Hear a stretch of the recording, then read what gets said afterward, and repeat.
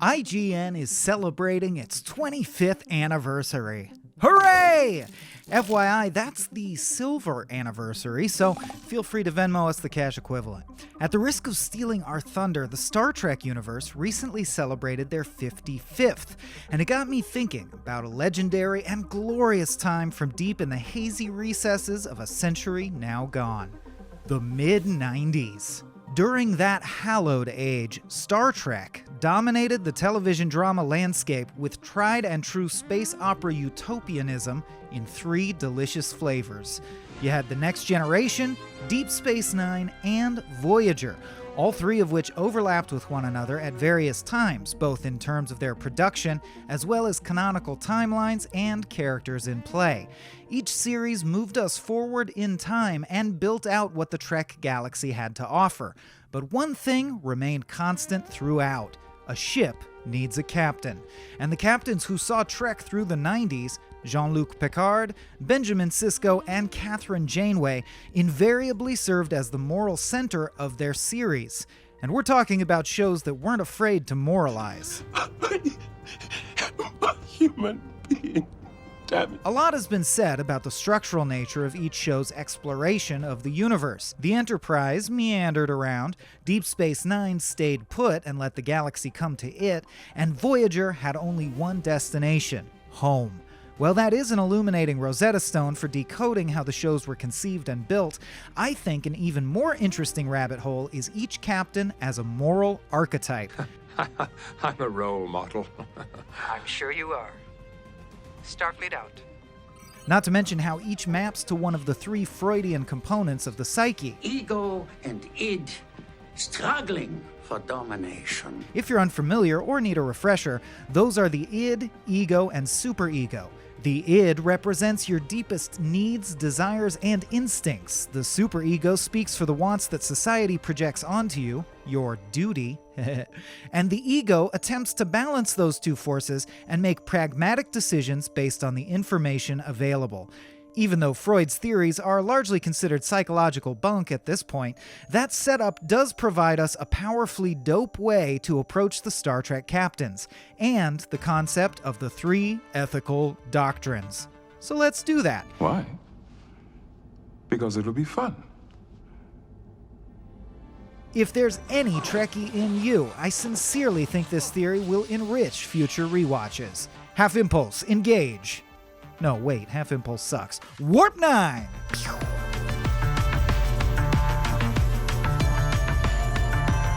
As someone who grew up on Trek, the captains truly helped me form my concept of right and wrong, and continue to be aspirational figures to me to this day. In your position, it's important to ask yourself one question.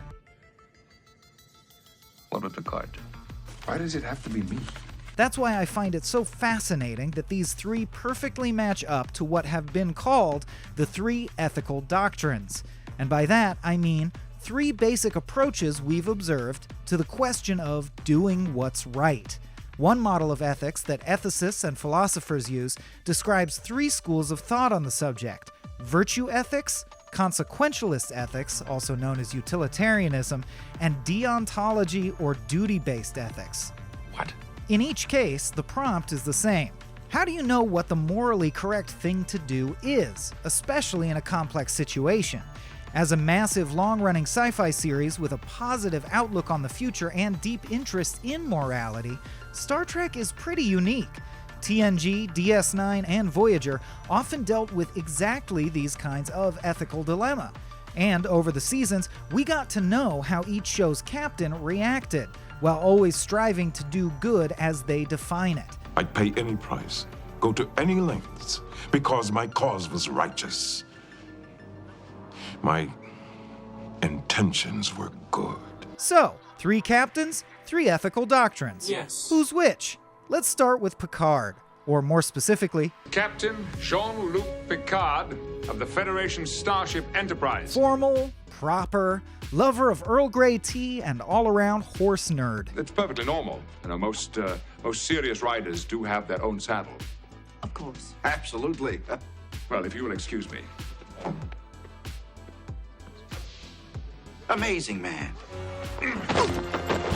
Captain Picard anchored the first Star Trek series to go a full 7 seasons, and his method of discerning the right thing to do usually involved a conference room meeting with his crew, Other comments? putting something on trial, Your Honor, a courtroom is a crucible. In it we burn away irrelevancies until we are left with a pure product, the truth. and a big, juicy speech. We evolved out of it because no one tried to impose their own set of... I'm sorry, this is becoming a speech. Picard is a classic deontologist.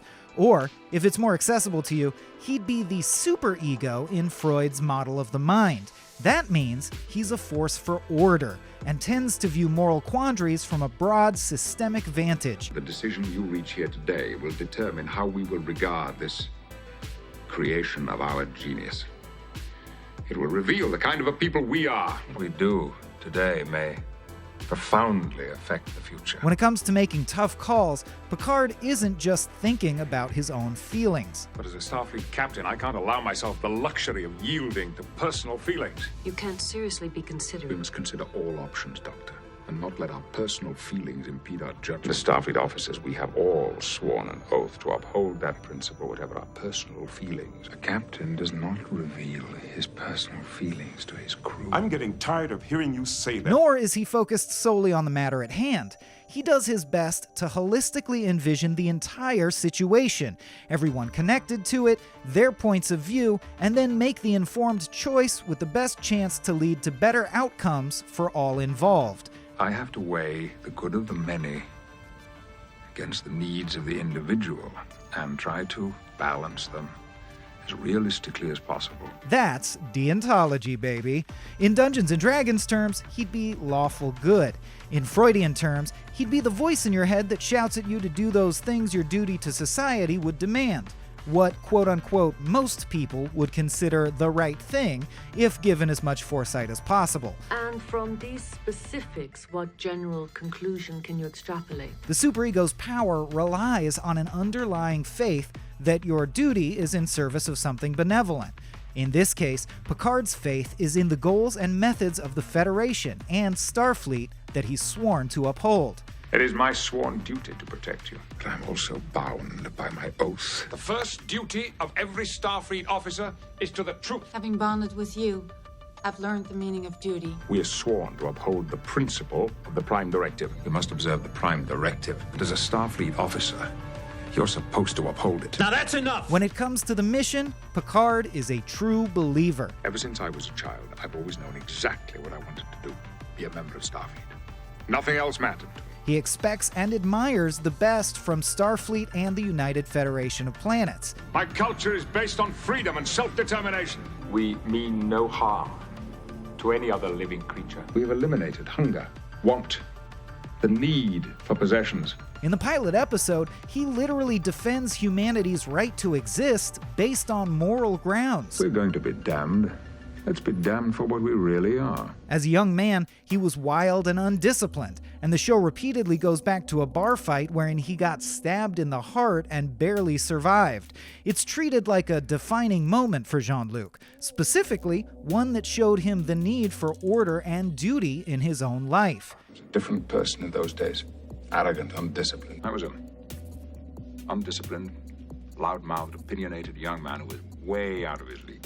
A lifetime of discipline washed away. And take a look at his primary antagonists over the course of the show. The Borg, a hive mind that assimilates all it encounters, and Q, a Fey agent of chaos who flouts the laws of physics at his whim. In the one case, you're dealing with order gone too far. Resistance is futile. We wish to improve ourselves. We will add your biological and technological distinctiveness to our own. And in the other, a scenery-chewing lack of order. To learn about you is frankly provocative. But you're next of kin to chaos. Villains help us define our hero, and in this case, our hero is a bald dude who plays the panpipe and really cares about order. Captain, it's not allowed. Your orders. Oh, that's true. Well, I can't wave them again. It's quite all right, sir. I understand. Please don't interrupt me, Wesley. And following rules, because the rules are there for a reason. Our rules keep them from harm, real or imagined. However, here on the Enterprise, We use the chain of command. We plead nothing so long as you break your own rules. Starfleet is not an organization that ignores its own regulations when they become inconvenient. You defied the orders of the ranking officer on the scene. Sworn an oath to uphold that principle. We are sworn to uphold the principle. To uphold certain principles. What are our orders? Rules, regulations, rules, orders, duty, truth. Personal feelings. Honestly, he's kind of a narc. He's an admiral, I'm a captain. I cannot force you to disobey his orders. Therefore, I will have to remain in the dark on this mission. And I will just have to trust. But it certainly comes from a good place, and Picard is not incapable of bending the same rules he so believes in. There are times, sir, when men of good conscience cannot blindly follow orders. I'm not content simply to obey orders. I need to know that what I'm doing is right. In fact, he breaks the Prime Directive so often you'd think it was a no right turns on red sign. The Prime Directive forbids us to interfere with the social order of any planet. But nevertheless, I have disregarded that directive on more than one occasion. But I would argue that each time Picard does bend the law, it's a choice made by the writers to increase drama, making it an exception that proves the rule. Just want you to know that I have the utmost respect for the law. After all, this show's supposed to be exciting, and exciting things are usually anomalous. So even though over the course of many, many episodes, Picard often bends or breaks rules, that's human. We make mistakes. Even life itself is an exercise in exceptions. He's always given a clear moral imperative to do so, and this again just reinforces that his natural state is rule following, which is not something you'd say of Benjamin Sisko, first commander and then captain of Deep Space Nine and the Defiant. Don't call me Benjamin. In fact, DS9 was in such a hurry to distance themselves from TNG that the two-parter pilot sees Cisco absolutely freaking hating Picard, which is honestly a really ballsy move and helps illustrate how two people, both trying to do the right thing, can come from wildly different places. In the meantime, however, I will do the job I've been ordered to do to the best of my ability, sir. Cisco is a virtue ethicist. That means his conception of what's right is built around virtues he hopes to possess or evince, his sense of identity. While Picard might help an ailing alien world because the Federation Charter demands it, Cisco would do the same thing, but for a different reason, because he thinks of himself as helpful, because he wants to embody the virtue of selflessness. Same result, different styles of thinking. Virtue ethics are a goodness that starts inside you and flows out into the world, whereas deontological ethics originate from society as a whole, then get assimilated into you from the outside. To put it another way, Picard does good because he thinks he should. Cisco does good because he feels like it. And Cisco is nothing if not more emotionally demonstrative than Captain Picard. Help me! Ow! Do you realize how incredible this is? Oh no.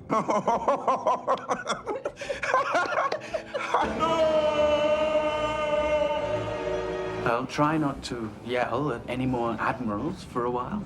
I wasn't yelling. I was just expressing my feelings loudly. I want to know what the hell is going on. Bring them back, Q. Now! I believe in people working together to find reasonable solutions to their problems. What the hell do you want from me? Oh, God. Klingons, humans, and Romulans. Excuse me.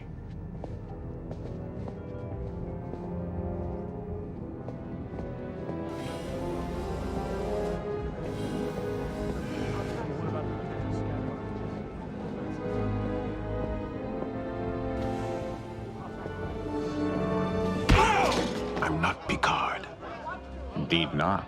Cases in point, Picard is uncomfortable even carrying on a relationship with a fellow officer, whereas Cisco immediately falls in love with his dead wife's twin from a mirror universe, and later marries a freighter captain, Cassidy Yates. While Picard's stories only use romance as a monkey wrench to toss into the equation of a one-off episode, DS9 concerned itself with Cisco's love life and family life because those things are vitally relevant to who he is.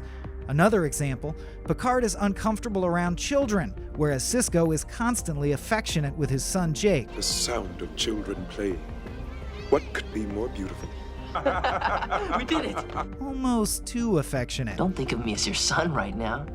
Just think of me as another guy. And when it comes to whether to embrace or reject his role as the emissary of the prophets in Bajoran society, he navigates not by lining up the pieces and weighing the pros and cons, but by feeling, intuition, and visions. You're damned right I'm adversarial. You have no right to interfere with my life! But I don't see myself as an icon, religious or otherwise. But I brought it here because I believe that's what the prophets want. I don't care what the prophets want. Thank you, emissary. I wish you wouldn't call me that. It used to make you uncomfortable, too. Not anymore.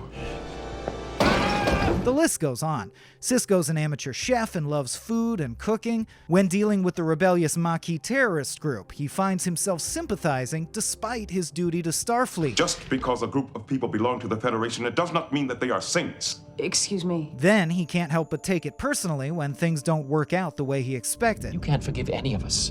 And not because we betrayed Starfleet or the Federation, but because we betrayed you. And, perhaps the most revealing, Cisco takes the step Picard refused to in I, Borg, when he had a chance to wipe out the entire Borg collective in one fell swoop. So you've reconsidered the plan? Yes. To use him in this manner, we be no better than the enemy that we seek to destroy. In Picard's deontological view, Starfleet simply can't commit genocide, no matter the circumstances. When faced with a similar dilemma during the war against the Founders, Cisco goes to great lengths not only to bring the Romulans into the war by illegal means, but also to poison the Great Link and destroy the entire changeling species. Federation Council considered giving the Founders the cure. Then they decided against it. Then they're abetting genocide. I don't condone what Section 31 did, but the Founders started this war, not us. Giving them the cure would strengthen their hand. In the end, only Odo's intervention stops them from getting the space shaft. Two unimpeachably good people, but one condones genocide and one doesn't. That's a thinker. Like Picard, Cisco's villains also help define who he is. Kai Wynn and Gul Dukat are unabashed, uncut avatars of avarice and evil, respectively. Wraiths are not evil, but they are powerful, and they're willing to share that power with you. I have given in to the temptations of power. And no one will be able to stand against us. While the Dominion are literally led by shapeshifters, creatures whose identity is not set.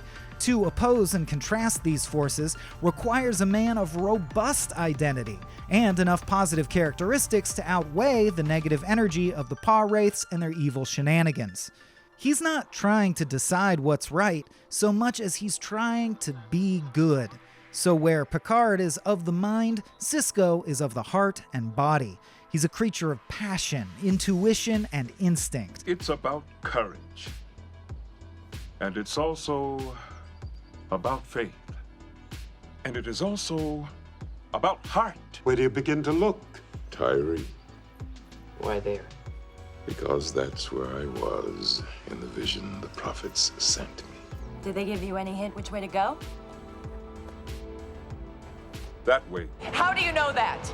I know. I guess I was meant to come here. In case you're tracking the Freudian model, this would roughly equate to the id, the part of your psyche that's most in touch with your body's instinctive desires and immediate needs. Freud wasn't describing how to do what's right, per se, but it is a useful analogy, so we're going to keep going with it. Okay, let's talk about Voyager. Time to take out the garbage. The series perfectly sets Captain Janeway up to take on the role of the utilitarian or consequentialist. Would depend on the situation. It always depends on the situation, Seven. But we can debate philosophy another time. At the end of the day, she's got a whole crew of people to get home, and she's willing to take morally questionable actions in service of achieving that outcome. Commander, you and I have the same problem. I think it makes sense to try and solve it together, don't you? But our primary goal is clear. It's a fine crew, and I've got to get them home. I don't know what you need, and frankly, I don't care. I just want our people back, and I want us all to be sent home. That makes her the most likely to say things like, the ends justify the means. The Prime Directive would seem to apply. Would it? Or try to deny the human rights of her holographic doctor, something Picard would probably go to trial to fight. I'm not going to let you turn this into an argument about holographic rights. Why not? That's exactly what it is. The Doctor is more like that replicator than he is like us. Right from the pilot, Janeway just hits different. She recruits her bridge staff from amongst Starfleet penal colonies and the ranks of the Maquis, folks Cisco and Picard wouldn't touch with a 10-foot tractor beam. Why? Because, practically speaking, they're the best options available at the time. The end of the series sees old Janeway trying to convince young Janeway to break the timeline to get Voyager home even faster, even though they already did get home. That's how goal-oriented this lady is. I've become a pragmatist in my old age. All I want is to get that crew back to their families. There are too many examples of Janeway as a pragmatist to even mention. It's her all-the-time vibe, and it is indeed a whole-ass mood. I've already confined my first officer to quarters. Would you like to join him? We couldn't possibly cut to them all, but here's a bit from another episode where she meets herself, just to give you a double dose of no-nonsense decision-making. You're going to self-destruct your ship. What makes you say that? Because that's what I would do if your Voyager were intact. And my Voyager were crippled. And I'm glad we agree. Go back to your ship. I didn't say I agree, I said I understand. I'm not willing to let you make that sacrifice yet. This is my ship and my decision. Captain, I'm not going to let I've made my decision. Please don't make me call security and have you escorted off my ship because... you know I'll do it. Can you feel the efficiency, the utility? In Dungeons & Dragons terms, the neutrality. Janeway can toe the company line, like when she cleaves to Starfleet ideals to form a mini-federation in the episode where they get trapped in a void. No killing, no stealing, and no giving up. If we work together, I believe we'll succeed. But she can also be a total wild card, like when she does what Picard didn't have the cojones to, and actually does wipe the Borg off the face of the galaxy. Comply, or you will be responsible for many more deaths. You'll have to destroy the entire collective to find them all. Oh, and in case you lost track, that's 2 out of 3 Star Trek captains recommend genocide. Download the virus. Janeway's already in a committed relationship with someone she clearly loves at the start of the show. So unlike Cisco and Picard, there's no dicking around with a romance thread. Instead, she has an even stronger incentive to achieve her overarching goal of getting the ship home. The doctor called. And I was right. She's pregnant? Puppies are due in 7 weeks. Oh, Mark, you've got to take her home with you. Her pleasant lover Mark, and their litter of what must be full-grown dogs by now. In the episode Tuvix, she's presented with the impossible moral quandary of having to kill one crewman to restore the lives of 2. Her solution? Kill the one crewman and live with the guilt. For Janeway, the best plan is whatever gets the job done. Solve a problem, get an answer. The answer's either right or wrong. It's very absolute. I've always found that satisfying. Even her catchphrase is more efficient. All right, get on it. Do it. Even her hobbies are more efficient. Picard has tea, horseback riding, and escaping to the holodeck to pretend to be a detective. And Cisco has Raktajino, baseball, and escaping to the holo suites to hear Vic Fontaine sing for some reason, right? Well, check this out. Janeway has coffee, widely known as the get shit done drink. Listen to me very carefully, because I'm only going to say this once. Coffee. Black. Coffee. Black. Coffee. Black. Her sport of choice is just more combat training instead of a sport, and her holodeck hangout is usually chilling with Leonardo da Vinci to work on his flying machine. I mean, can you get more practical? She's getting caffeined up, hitting the range for some target practice, then working engineering problems with the computer on her downtime. Kathryn lets concrete results speak for themselves, and she doesn't let herself get bogged down by regret when her decisions end up going the wrong way. Moreover, when it comes to doing what's right in the moment, Janeway will usually make the call that does the most immediate good in the short term. What do you think you're doing? That array is the only way we have to get back home. I'm aware everyone has families and loved ones at homes they want to get back to. So do I. But I'm not willing to trade the lives of the Okamba. Where Picard might try to predict a systemic outcome or avoid mucking up the timeline, Janeway would argue that it's impossible to predict the future, and you've really just got to do the best you can with what you have. In command school, they taught us to always remember that maneuvering a starship is a very delicate process. But over the years, I've learned that sometimes you just have to punch your way through. Hell, if you mess it up, you can always go back in time again and try to fix it. My advice in making sense of temporal paradoxes is simple. Don't even try. Oh, the almighty temporal prime directive. Take my advice.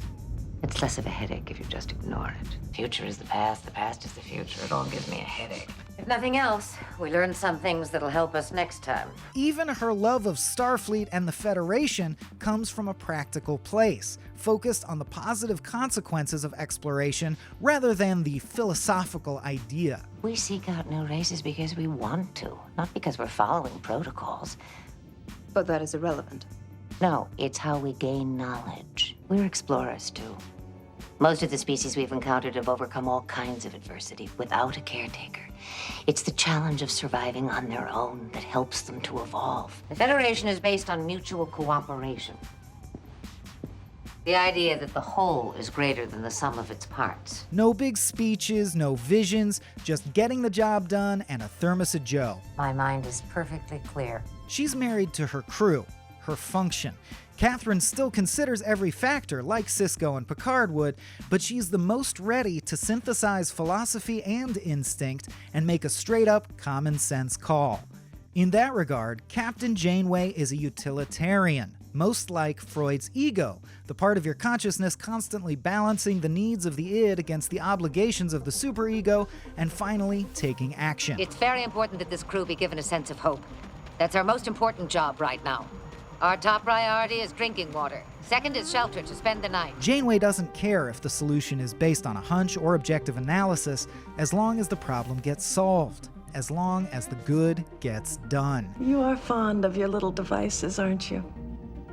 They've always served me well. If it's easier for you, you can also use the main characters from Futurama. Leela is the superego / deontology / Picard, Bender is the id / virtuism / Cisco, and Fry is the ego / utilitarianism / Janeway. See? Simple. Oh, and in Dungeons & Dragons terms, Cisco would most closely align with chaotic good and Janeway with neutral good. You can take our quiz at the end to determine which Futurama character / Star Trek captain / D&D alignment / ethical doctrine / Freudian construct you are. Not really, though. So there you have it. The secret formula woven into the bones of 3 of the best Star Trek series ever. Although we're arguably in another golden age of Trek right now, none of the current series are built quite so cleanly around the idea of a Starfleet captain as an icon of humanity doing good in the universe. To me, that will always tie these 3 shows together, like an ethical doctrines trilogy buried in Star Trek canon. Whew, damn. I gotta go rewatch DS9 again, if you'll excuse me. If you're still YouTubing, make sure to check out some more of our 25th anniversary pieces or stay abreast of the latest in gaming and entertainment over at IGN.